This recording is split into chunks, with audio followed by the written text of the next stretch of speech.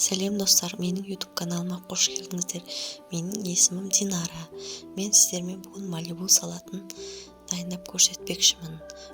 Ол үшін бізге қажетті заттар: қияр, қызанақ, сыр, тауық еті, жүгері және де майонез бен тұз қажет. Ең алдымен қиярымызды осылай ұзынша етіп кесіп, үшбұрыштап турап аламыз.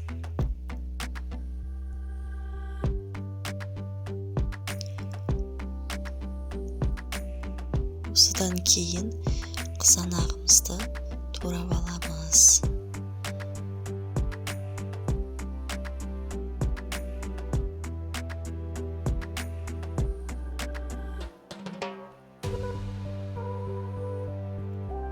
Қатты майдалап тураудың қажеті жоқ, орташа етіп турап аламыз.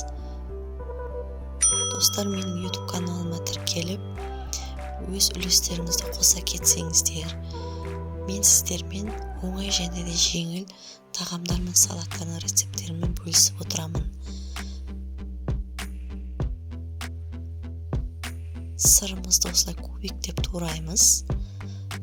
Үстінен гирешкемізді және де 4 ас қасық консервідегі жүгерімізді саламыз.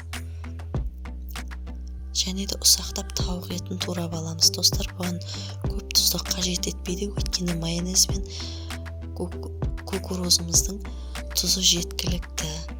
Аздап тұз сепсек жетеді.